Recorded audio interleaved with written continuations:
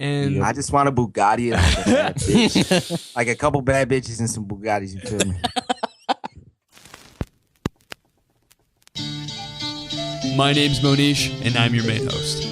Welcome to Real Talk.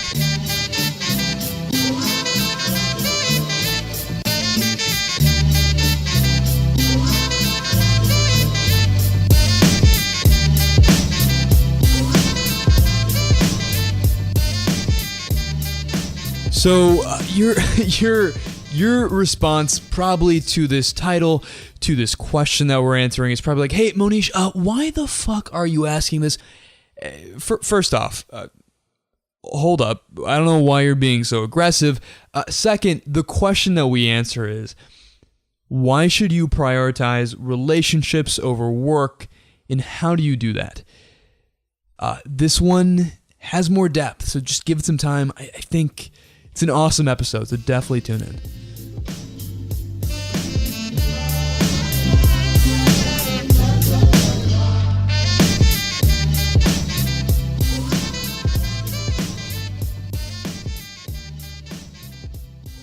So yeah, why you should prioritize friends over work.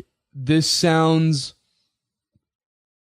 like a just sort of a trivial, trite phrase, I think, to say, like, oh, you should, value relationships and value your friends. And it is much harder to do in practice than it is in actual life. And my sister, when I was talking to her about this whole thing, she likened it to the Bernie Sanders approach, which is, it's a big proposition, it sounds really good, and it's the right thing to do, but it's not going to get passed by Congress. Right? It's just got way too fucking political. I am out. Kevin logs out. Yeah. And I see where she's coming from, because it's so easy on our end as podcasters with a mic to be like, oh yeah, just prioritize friends over work and, surf while you can and have fun and kayak on the weekends. But it is, when you have work, when you have bills to pay, when you have real shit to do, it is, and also when you have dreams that you want to go after, you have passions you want to go after, it is a hard proposition. And the crucial thing, I think, to think about here, the phrase, the phrase that you should prioritize relationships and friendships over your work.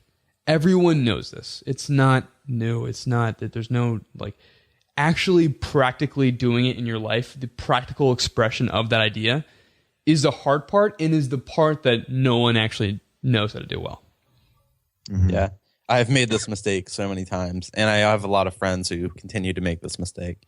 So I think the biggest reason this happens is that when you're in school or you're younger and you go to camps, a lot of this stuff, it's like an artificial context or structure where you take your friends for granted. Like, if you're in school, even if you don't like it, you're probably going to make some friends just by virtue of being around people. Yeah. And especially, like, if you have, certainly there's some kids who are very alone in school. Don't get me wrong. But most people. Like Mohnish. I'm a single tear rolls down my all those memories. Yeah. But most people, like, you're going to make some friends. I made a bunch of friends, I remember, in school. And, like, you take it for granted, though. You just assume it's going to be like this forever. You're going to stay in touch. You're going to be able to do this when you move to a new city. And especially, I think it starts more when you're in college, because that's just more serious kind of schoolwork. Like, high school, middle school is not as important. And then especially when you're out of college and you go to a new city or you start a new job, you're probably broke or close to broke or very in debt after college. You are very focused on work. And then also, like, your teachers, your parents, books, all like self-improvement books, that kind of stuff. Almost all the stuff is preaching about work. Like, that's the main focus. Yeah. And again, like, that's okay while you're in, like, middle school, high school, because you have those friends. But, like, college, right after college, especially after, like, 25, moving to a new city, if that's all you focus on, you're going to be alone and miserable most of the time. And that's the problem. I agree. Yeah. So just to get us out of the way, social relationships, keeping these up is like It is the most. It is the most like one of the most important things to do, and there is a wealth of research saying that relationships, friendships, and having deep ones, right? Having good authentic ones, not just having like 500 friends on Facebook, but having like deep friendships that matter is super important. I mean, they've done so many studies. I mean, they've linked having weak social ties was as harmful as health as being an alcoholic and twice as harmful as obesity. I mean, having a lack of social relationships is basically the equivalent of smoking up to 15 cigarettes a day. They found that there's a biological response to loneliness that triggers disease. And they've even done a study where they tracked 724 men and they tracked they used one of the factors of, hey, did they have good social relationships? And the people that did not, they were less happy. Their health declined early in midlife. Their brain functioning was slower, and they lived shorter lives. And just so to clarify, like that doesn't necessarily mean like, oh, well, like I didn't hang out with people like for the last month. I'm a smoker. Like it's not the same. Not quite the same thing. He gets like like the point is though that like it definitely does increase your risk of disease, and just generally like regardless of all that stuff, if you're like alone, you're probably unhappy, and that's like the more important thing. Like if you're a chain smoker and you're happy, like go to it, man. That's awesome. I have 2 anecdotes regarding this topic. we don't give a shit, Kevin. Okay, never mind. See you guys. No, I was having fun listening to you. Yeah. So both of my parents, having to do with both of my parents. My dad, insane workaholic. He was a police officer for 28 years, I think 28 years. And then he retired, and he didn't stop working though. He got another job that required him to work even more than he had been. And he doesn't. It's not that he lacks social relationships. I mean, my dad has a ton of friends, and he interacts with people very frequently. But just the fact that he works so much, and especially now excuse me, especially now he's been working like 14-hour days, and just the amount of mental effort that it takes for him to stay focused at work, I can see it destroying his health slowly over time. And he comments about it all the time too. You know, he just doesn't feel like he's himself anymore after working so much, and I could tell it's just really negatively affecting him. And the reason why he's working so much is, you know, to provide for our family. So it's very admirable, obviously, and there's not much he can do about it right now. It's just kind of this phase where he just got this new job, and it's requiring him to. He's building a business right now. It's requiring him to put in lots of hours. Dude, but I can just.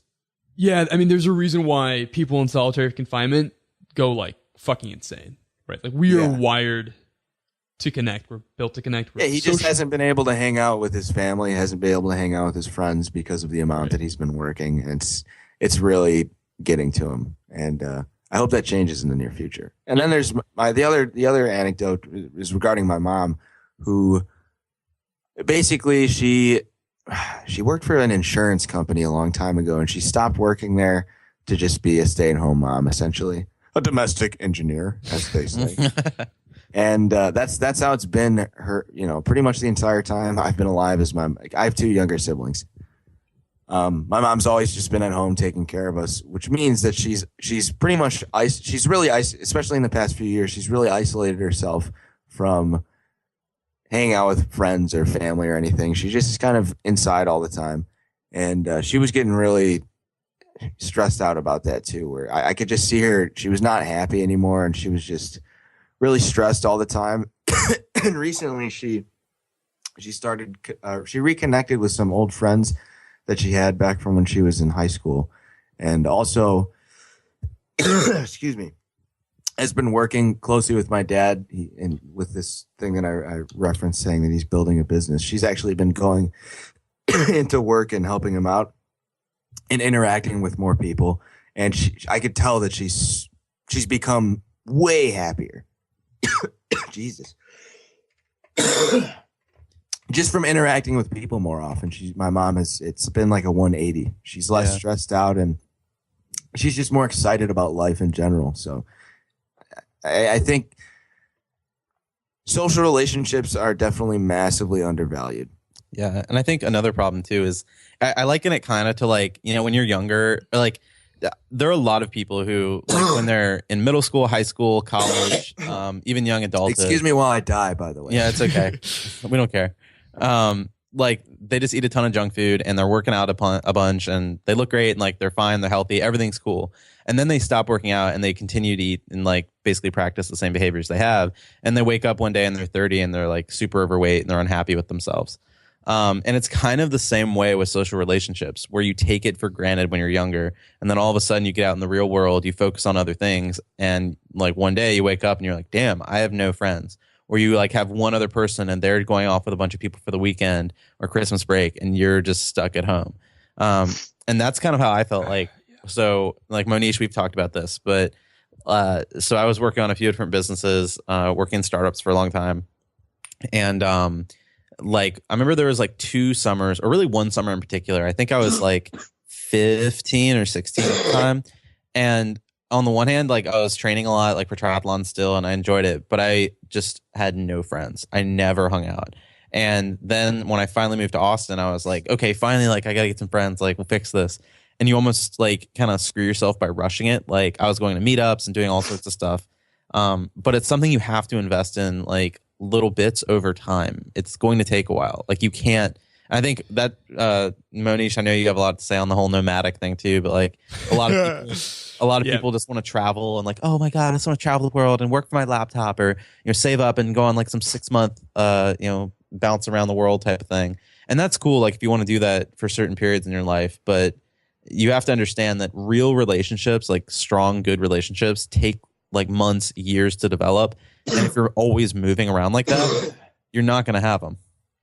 Right. You know what I think so in econ, there's a term called residual benefactor, which is basically, it's kind of like the chump who gets whatever is left over when a company is liquidated. So basically he gets, like basically doesn't get shit. I think when we're not careful, like people become, for most people, residual benefactors, right? We leave them for last. We give them the little bits of time that we scrap up. We give them the small, like, and when they become the last priority, of course you're not going to have a thriving social life because when your work is first, when everything else is first, and finally you're like, you know, oh, you know, I got Wednesday, I got Thursday, I got like 25 minutes here and a little chunk there, and you don't actually treat it like a priority, then of course you're going to leave it off. And the thing is that real relationships, they take time, they take proximity, they take real engagement, and they take frequency. Yeah. So I think we all have like this fantasy, especially with like the opposite sex, of like you meet somebody and you fall in love and you have like your 3-month fling and then you move on. And it just like never happens. Right. It just doesn't work the way. And like it, even when it does happen, it's not as good as like a real relationship. And I think the big thing too is just having a bunch of good like male friends, or if you're a guy, or female friends if you're a girl, Yes. just having a social circle that you can hang out with and you're comfortable being around. When I came to University of Illinois, I was a freshman, and a lot of my sophomore year too, I didn't have any friends here. You know, I was starting, and it came right after. That's everyone, man. That's like literally everyone that goes to college, right? I know, but well, let me just explain. When I was in high school, you know, I had my huge group of friends by the end of high school. I was super happy with it. Hung out with people all the time, and it was good. It was great. Came to college. I expected myself to, you know, be the guy that walks around the halls and like introduces myself to everybody and makes all these fun relationships. But I never did it, and there's a million reasons why. But I ended up pretty much all my freshman year focusing 100% on school, and then whatever, keeping ties with my old friends from back home. And it really, really isolated me. I mean, I was super, super unhappy about being at the school. I got super depressed, partially into my sophomore year. And like, there was a huge episode about that. And it wasn't until second semester, so last year, when I started to really blossom socially. I started really just going with the flow, so to speak. If there was an event, I would show up. And I made a lot of friends. I've made a lot of friends in the past year or so, and I'm so much happier now. Awesome. That I can just go out, and I actually have a social circle, like we talked about. I have a group of guys that I can hang out with at any time. And it's been like a 180. I mean, I'm so much happier about being at this university than I was a year and a half ago. It's ridiculous. And it's not because I'm doing great at school or because, and I have been doing good in school, and I have a good job now, and I just got promoted, but that's not the reason why I'm happy. The reason why I'm happy now is because I actually have meaningful relationships in my life again. There's this sort of weird, there's this weird cultural narrative, I think, from your parents, from Silicon Valley, from like Armi said, from self-improvement books, that if you have X, Y, and Z, it's sort of the American dream, right? If you have X, Y, and Z, if I have the car, the house, and the white picket fence, I will be happy. And I think a lot of people do not realize that that's actually wrong. A lot of rich people are miserable. And I just want a Bugatti and like a couple bad bitches and some Bugattis, you feel me? You know what's crazy about what you just said is I'm pretty sure that is an Instagram caption somewhere on the internet that has to be. Probably. Yeah, probably. absolutely. I'm sure it is. If not, I'm going to make it one. But yeah, dude, like there's a good quote that I'm sure people have heard before, but it's like, I don't remember it exactly, but it's along lines of you'll never regret like the time you spend with friends, but you never remember like the extra few hours you put in at work. There's the cliche quote is the one like no one has ever regretted. Oh yeah. Not working more. Yeah. And I mean, like, I've heard that 7 billion times. yeah, exactly. And like, it's one of those trite things that's not very practical at all, and that's why I want to like, I think there's actually a lot of practical advice we can give people here. Cause we've all been through this. And like, I was thinking about this the other day. So a few of the things I did that like for a while I was still like kind of struggling in the dark, and like a lot of the shit you read about how to meet new people in new cities, I think sucks. Like meetup groups can be fun, but they are not a great way to meet new people. And the reason is like generally with Meetup, I don't know if people have used meetup.com that much or you guys, but no, I don't know about it at all. Okay. So it's this website that has like all these different groups that are usually organized around something like whatever, acro yoga or knitting or whatever. And the problem though is they often meet really erratically. And it's often like it's like once every 2 months or some shit like that. Yeah, for most of them. Or like once a month or some shit. Right. Or it's like really random. Like they'll do one event and then like 6 months later they'll do another. And also you're just stuck with a lot of times you get people, at least this is just my experience, but I don't know, like often the people I meet at meetups, they tend to be like really shallow relationships. Like they're okay acquaintances. You're like, oh, hey, my name's Armi. Like you talk a little bit and then you just don't keep in touch. I feel like it's kind of feels forced. Yes, I think that's part of it is because it's like the whole thing is about like, let's get together and be friends and do stuff. It almost kills it. The same way if like a teacher puts you with another kid in class and they're like, I want you two to get along. And then and you're immediately like, talk to Devin. Talk to Devin. Yeah, it's like it's like no, I don't want to talk to Devin. Right. Devin wears all camo every single day and hasn't said a word in class the entire year. I don't want to fucking talk to him. Devin wears fucking blue. He wears blue shirts. I'm not. What? Jesus. So yeah, like that's one of the things I think doesn't work for Meetup. Some other ones are like going to bars. That's a fucking horrible idea. For meeting new people. Bars can be fun, but you go to a bar with bars your friends. Bars are to strengthen already existing relationships. Yes. Yeah. Not to meet new people. Meeting new people. Bars could be the worst place. I mean, there's like Jeffrey Miller had a quote that I can barely remember, but it was something about how it's basically like bars is basically everyone's on edge. The girls are pissed about the fact that they're getting hit on guys they don't like. Guys are drunk and are pissed that none of the girls want to touch their dick. And then there's an undercurrent of violence going on at the same time as all of this is happening, like right, like a potential fight, potential like slights. And all the guys are like kind of competing with each other. It's in a dark environment. It's loud. You cannot actually engage in like real You just made conversation. bars seem so not fun. It's like, oh wow, I'm never gonna go out again. It's funny because I feel like Kevin right now is in the phase I was last year, where I would like let's go to Block and let's go to bars all the time, and let's like you're definitely I feel like in that because there was a time like you definitely like you go there's this that's bar. a topic for another episode. Yeah, it is. That's a conversation we shouldn't explore right now. I'll fucking hear off. But yeah, no, basically, I think the biggest one like is just it's loud. Like the whole like aspect of building new relationships is generally on conversation and talking like, to what's people. your major? It's like accounting, and it's all this. Like what? Yeah. What are you saying? And that again, that can be fun if you're hanging out with people you already know. But not normally. So bars and meetups, I think, generally suck. Like some people recommend, like go out and like talk to people on the street and like stuff like that. And like, Nope. No, that's a horrible idea. Especially in a major city. So the things that work for me, I think the biggest thing is find communities of people that are already established doing stuff who meet on a regular basis that you enjoy, and then join them. And that way, like for instance, here are a few examples. The powerlifting gym where I go, it's more of like a weightlifting club. And like everybody knows the other people. You always say hi. Like you're just talking the whole time. It's great. I've met a ton of friends through that. Another one is improv class. Any kind of class is actually a great one. Improv class is amazing because you get to play. Yes. Play is a great way just to form great relationships. And if you're making jokes, that's how when we were kids we used to. That's form how you make relationships. friends. Yeah, exactly. So it's like perfect, right?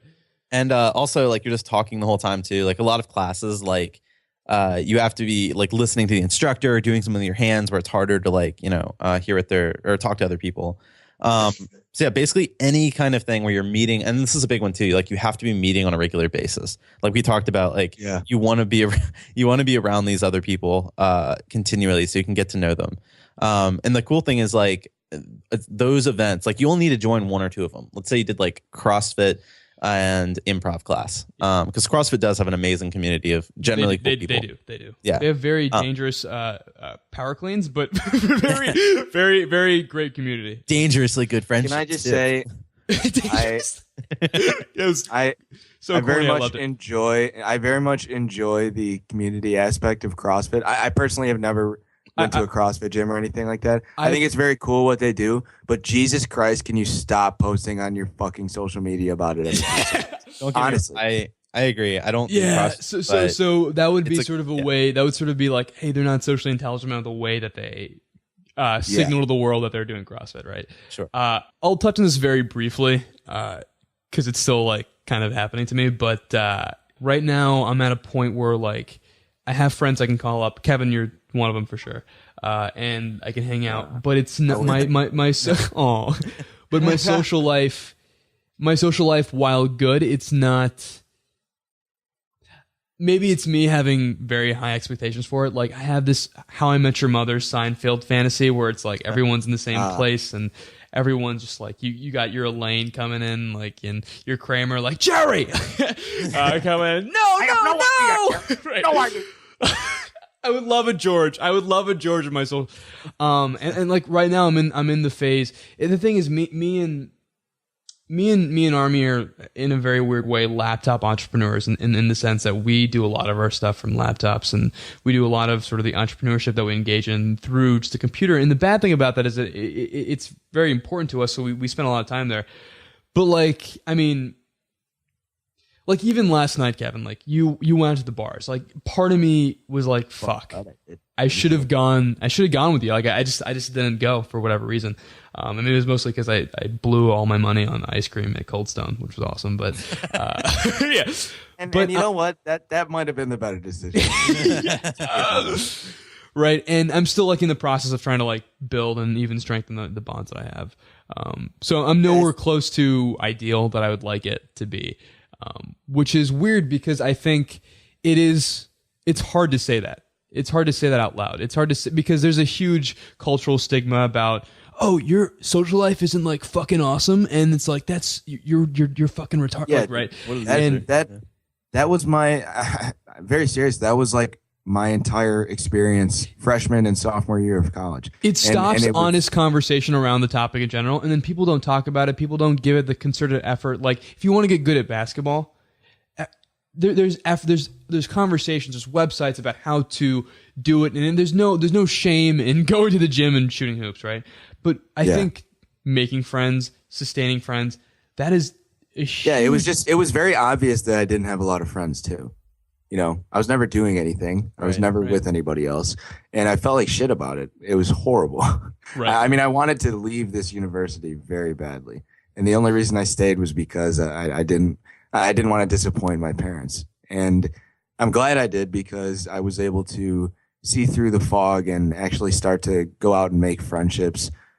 And I've gotten to a very happy point where, I have actual groups of friends that are consistent and that I can just go hang out with at any time. And I know we'll be friends for a long time after college too. And it's made me so happy. Yeah. It's made me so happy. I'll preface what I said earlier with this is that like I went from literally zero. So that was like ground zero. Like, oh, I'm in my apartment doing absolutely nothing, and that's it, right?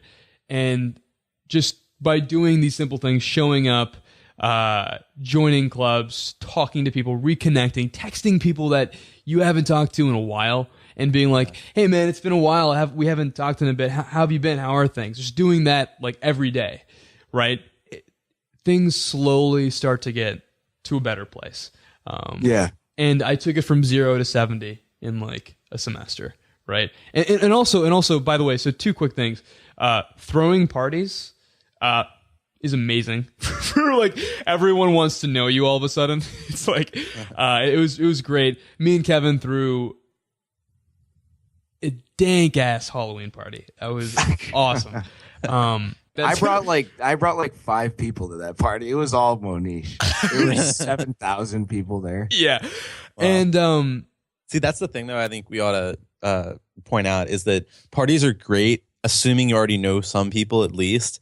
Like, because you have to like know people to like. Generally, if you just throw a party and you don't know anybody, like yeah. And also, I mean, I can say this very objectively speaking. Kevin, the strength of Kevin's relationships are stronger than the strength of mine in my social circle, and that's something that I like kind of strive to do. Right? Like I like Kevin has a very tight. We all want to be Kevin. Basically, this is I Want to Be Kevin podcast. I want to be Kevin. And it's something I'm trying to do, like, even right now. It's like, I've written it down. I'm trying to, like, one reason I'm going to Muay Thai is because, like, there's cool-ass people there, right? Yeah. I mean, oh, no, I was going to say, like, I think that's actually a great one. Like, I don't do CrossFit, and that just kind of, like, came to mind because they have a very strong community. But I think another one, a great one, is, like, UFC gyms, Muay Thai, Brazilian Jiu-Jitsu. You get to know people really well. You all have to be a lot less laid back when you're getting your face squished into a mat, you're punching somebody. Like, it's just very it's way more laid back. I think the big thing is like pick like 1 or 2 communities, or even just one that you can consistently show up at least once a week. I would say that's a minimum, more if possible. And then the reason I'm saying like just 1 or 2 is because within those communities, you'll always have other events. Like the people want to go out to a bar afterwards, or figure out some party, or like the party I was talking about in another episode, or maybe I was talking about with you guys, with my friend Ethan. I met him from improv class, and then he's been here for years in San Francisco. He knows a ton of people. I met a bunch of people through him. Like, it just grows from there. So again, pick 1 or 2 really good ones and invest in those heavily. Also, when you, by the way, so again, there's this trend of sort of entrepreneurs online who do things from their laptop. And like the freedom you get and right. The downside of that entire lifestyle, which me and Armi are very attuned to. I mean, there was an entire summer where I was so excited. I went out to Austin for 4 or 5 weeks.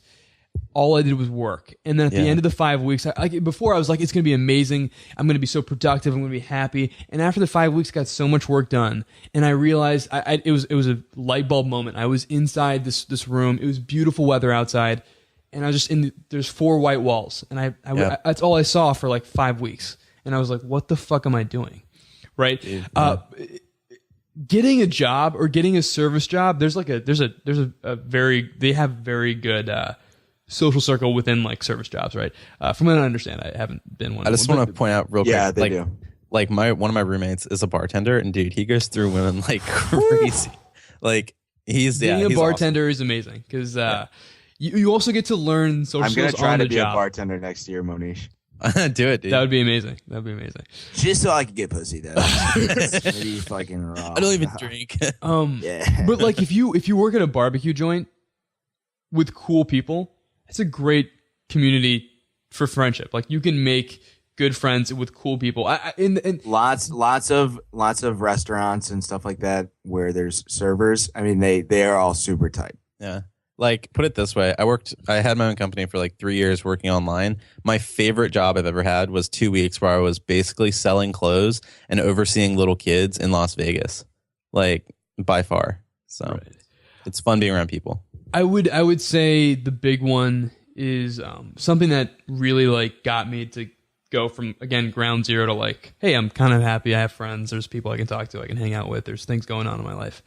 Is you have to this is the big one that we did not touch on in the beginning of this podcast.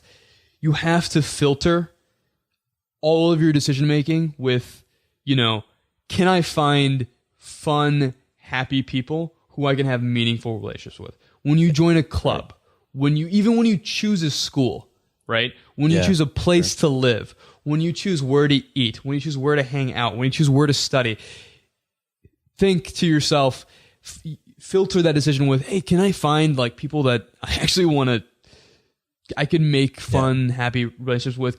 If I take this job, how are the people there? Right? No one thinks about, everyone's like, I get a job for the job and I use the friends for the friends. They compartmentalize. Yeah, it's bullshit. It's a load of horseshit. And another thing too is if you do something that is generally solitary, see if you can do it with more people. Like, I love cycling, which is traditionally a very solitary sport. Like, if you just go off and ride in like the hills for 3 hours by yourself. But most cities have a really vibrant cycling community. So I'm about to get a new bike, and like I'm probably just going to be riding with like a bunch of other guys for the most part. So also, this is crazy. So me and Kevin, we haven't hit like the time where making friends is going to be really hard because. Oh yeah, right. Like after, so there's a steep decline after 25. The friends you make before you're 25 are most likely the friends you're going to have your whole life, right? Yeah. And Army, the difference between me and Army and right is that Army's in the real world, right? You have an apartment, you have roommates. You're not in college where there's like the great thing about college, like we're gonna criticize high school. We're gonna what? Said I also have an apartment and roommates. Right. The great thing about high school and college, like we'll criticize both institutions, mostly high school, but the great thing is that there's just people there, and you get FaceTime with them all the time, even if they do shove you into lockers. But still, at least you're around them. At least you're getting time with them. You get shoved in the locker. Hey, thanks, man. Thanks. I at least got a friend. Yeah. No problem, buddy. But after 25, when you have a job, when you have to make money, when you have to provide, like my mom right now and my dad, like they have to pay the bills. And also they're in the suburbs, which is just, by the way, just if you can, in the suburbs can kill your social life real quick. Yeah. I mean, American it's just Beauty. Yeah, watch American Beauty. That's your life. Yeah. And the thing is, Kevin touched on this earlier. It's admirable. Like my parents they sacrificed they came from India all the way to this country so I could have a life, right? Like it's admirable. And at the same token, like my mom went on this road trip with her friends that she made in college, and it was amazing for her. She was so happy. Like in every photo I saw her, she was glowing, right? So again, like, this doesn't mean forget your job, forget like the things you do, but filter the decisions that you make through the lens of, hey, if I do this, would this be a cool opportunity for me to make friends? Yeah. Any last thoughts? Join a cult and quit your job. All right. Yeah, like Scientology's waiting. Yeah, exactly. This is Real Talk is basically a giant sales page for Scientology. We'll funnel them real quick.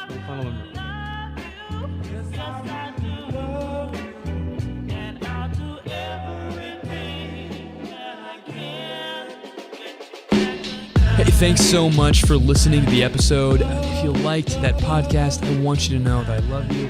And second, leave a review on iTunes. All you gotta do is go to iTunes, type in Real Talk, and leave a good old-fashioned review. And if you review the podcast, I will personally tell Army that he has a large forehead, even though he doesn't. And with each review, we can get one step closer to making Armi insecure by the size of his face. Special thanks goes to Armi for helping out with research, Kevin for helping out with editing, Vishali for helping out with content, and CJ Beats for providing the music. This is Real Talk. I'm signing off.